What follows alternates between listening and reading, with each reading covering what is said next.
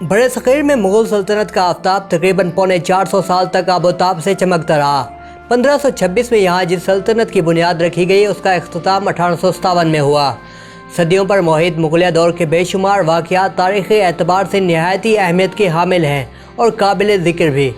मुग़लिया दौर में इल्म फ़नून में यगाना और बेमिसाल शख्सियात के अलावा कई जदीद उलमा और बरगुज़ीदा हस्तियों ने भी जन्म लिया और रूहानियत की वो शमें रोशन हुई जो आज भी इस रास्ते को मुनव्वर किए हुए हैं।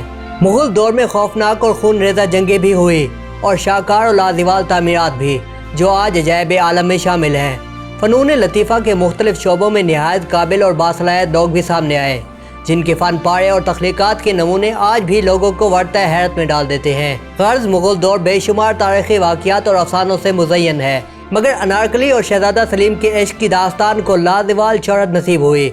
इस अफसाने में वो तमाम लवाज़मात मौजूद हैं जो किसी को भी मुतासिर कर सकते हैं। हुस्न की रानाइयाँ, इश्क़ की बेखुदी और इन मोहब्बत करने वालों के रास्ते में हायल ज़ालिम समाज जो हमेशा से ही इस खित्ते के लोगों के लिए बायस कशिश रहा। अनारकली और शहज़ादा सलीम की मोहब्बत के अफसाने को लाज़िवाल शोहरत बख्शने में सबसे ज़्यादा किरदार इस मौजू पर बनाई गई फिल्मों और ड्रामों का है। इस अफसाने को 8 फिल्मों और कई बार ड्रामाई तश्कील के बाद टीवी और स्टेज पर पेश किया गया। इस ड्रामे की खुशकिस्मती ये थी कि इसे इम्तियाज़ अली ताज जैसे मुसन्निफ का कलम नसीब हुआ। इम्तियाज़ अली ताज की तख्लीकी कुव्वत ने इसमें ऐसा रंग भरा कि इसकी तारीख़ी हैसियत कहीं पसे मंज़र में गुम ही हो गई। इसने आवाम में ऐसी मकबूलियत हासिल की कि लोगों ने इसे हकीकत तस्लीम किया। ड्रामे की मकबूलियत के साथ साथ एक ना ख़त्म होने वाला तनाज़ा और बहस का आगाज़ हुआ जो आज तक भी जारी है। इस अफसाने पर तारीख़दानों और आवाम की राय बिल्कुल मुख्तलिफ है, सच या झूठ, मगर आज अनारकली एक तरह से अवामी तारीख़ बन चुकी है। खुद इम्तियाज़ अली ताज ने भी इसकी तारीख़ी हैसियत पर शकूक व शुबात का इजहार किया। उन्होंने कभी इसे तारीख़ समझाना बयान किया। अनारकली बेशुमार बार फिल्माया गया, मगर 1960 में महंगी और भारी बजट के साथ भारत में बनने वाली फिल्म मुग़ल आज़म के बाद तो आमी सतह पर मुग़ल दौरे हुकूमत की तारीख़ जैसे अनारकली के अफसाने के साए में गुम ही हो गई। फिल्म में इस कहानी को इस अंदाज में पेश किया गया कि अंग्रेज़ों का घड़ा हुआ अफसाना हकीकत में ढल गया।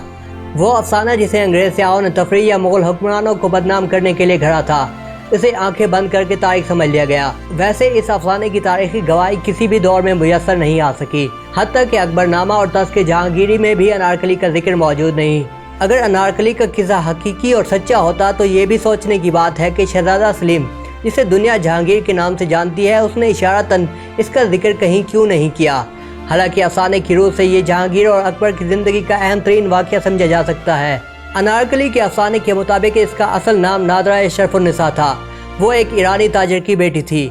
सफ़र के दौरान उसके बाप को डाकुओं ने कत्ल कर दिया। बाद में अनारकली को राजा मान सिंह के हाथों फरोख्त कर दिया गया। राजा मान सिंह ने इसे तोहफे में बादशाह अकबर को पेश किया। नादरा या अशरफुन्निसा की खूबसूरती की वजह से अकबर ने इसे अनारकली का लक़ब दिया। अनारकली अकबर की पसंदीदा रकासा थी। हैरत अंगेज़ अमर यह है कि अनारकली की खातिर अकबर आज़म और शहज़ादा सलीम में जंगें तक हुई, मगर उस दौर के मौरख़ीन ने इसका जिक्र तक न किया। उस दौर के गैर दरबारी और आम अहले कलम या मौरख़ीन भी इस वाक़े पर खामोश है, और शाही महल के इन 2 अहम तरीन किरदारों का तज़किरा करना गवारा क्यों न किया, ये एक सवाल है। अनारकली का जिक्र सबसे पहले एक अंग्रेज़ स्याह विलियम फिंच ने 1611 में किया। उसने लिखा कि लाहौर में एक मकबरा देखा जिसके मुतालिक बताया गया कि बादशाह ने इस कनीज़ को शहजादे के इश्क के जुर्म में दीवार में चुनवा दिया। बाद में मज़ीद यूरोपी स्याहों ने भी इस किस्से को बढ़ा चढ़ा कर बयान किया, मगर बरसगीर के लोग इससे लाइल्म रहे। 2 सदी बाद अदब में अनारकली का अफसाना मकबूल होने लगा और मुख्तलिफ मौरख़ीन ने इस वाक़े को बयान किया। हालांकि इससे पहले बरसगीर में अनारकली नाम के किसी किरदार को लोग जानते तक न थे। अंग्रेज़ स्याहों की लिखी एक फ़र्ज़ी दास्तान सदियों बाद बरसगीर के लोगों की तारीख़ बन गई। अब सवाल ये है कि अगर अनारकली अफसाना है तो लाहौर में मौजूद मकबरा किसका है और इसे अनारकली का मकबरा क्यों कहा जाता है। बाज़ मौरख़ीन और तज़किरा नवीसों के मुताबिक ये मकबरा शहज़ादा सलीम की बीवी साहिब जमाल का है, जो जहांगीर ने खुद तामीर करवाया था। इसके अनारकली से मंसूब हो जाने की एक वजह यह भी बताई जाती है कि यहाँ अनारों के दरख्त होते थे जो बाद में नहीं रहे। ये किस्सा और इससे मुतालिक अफसानवी रिवायात चंद किताबों के अलावा कहीं नहीं मिलती। वो दीवार जिसमें अनारकली को जिंदा चुनवा दिया गया, उसके आसार भी नापैद है। कहा जाता है कि अकबर बादशाह और शहज़ादा सलीम के दरमियान एक बड़ी जंग और खून रेजी हुई, मगर इस पर तारीख़ खामोश है और नहीं मालूम कि ये कहाँ लड़ी गई, कितने लोग कत्ल हुए, किस सालार ने किसका साथ दिया और शिकस्त के बाद शहज़ादा सलीम की फ़ौज के साथ क्या सलूक हुआ। یہ سوال بھی اہم ہے کہ شہزادہ سلیم نے اپنے دور کے ایک اہم بادشاہ اکبر کے مقابلے میں اتنا بڑا لشکر کیسے جمع کر لیا تھا اور اس سپاہ کے اخراجات کیسے پورے کیے۔ بعض روایت کے مطابق انارکلی جس سن یعنی 1599 کے آس پاس انتقال ہوا، اس وقت اکبر بادشاہ لاہور میں موجود ہی نہیں تھا۔ روایات کے مطابق شیش محل کے آئینے میں انارکلی اور شہزادہ سلیم کو ایک دوسرے کی جانب مسکراتے ہوئے دیکھا گیا۔ دلچسپ حقیقت یہ ہے کہ اس وقت شیش محل تعمیر ہی نہیں ہوا تھا۔ انارکلی کی داستان میں بے شمار ایسے واقعات ہیں جو کبھی پیش آئے، نہ ہی ان کے شواہد ملتے ہیں۔ انارکلی کی قبر پر شہزادہ سلیم نے ایک شعر لکھوایا کہ اگر محبوب کی شکل دیکھ لوں تو تا حشر رب کا شکر ادا کروں، جس سے اندازہ ہوتا ہے کہ اس قبر میں مدفون خاتون کوئی عام نہیں بلکہ بہت خاص تھی۔ اب دلچسپ بات یہ ہے کہ اگر لاہور میں واقع مقبرہ انارکلی کا نہ بھی ہو تو یقیناً کسی اہم خاتون کا ہے، مگر اس کا کہیں کوئی ذکر کیوں موجود نہیں؟ صدیاں گزر چکی ہیں اور شاید ہی اب ہم کبھی اس حقیقت تک پہنچ سکیں گے کہ اس قبر میں کون مدفون ہے۔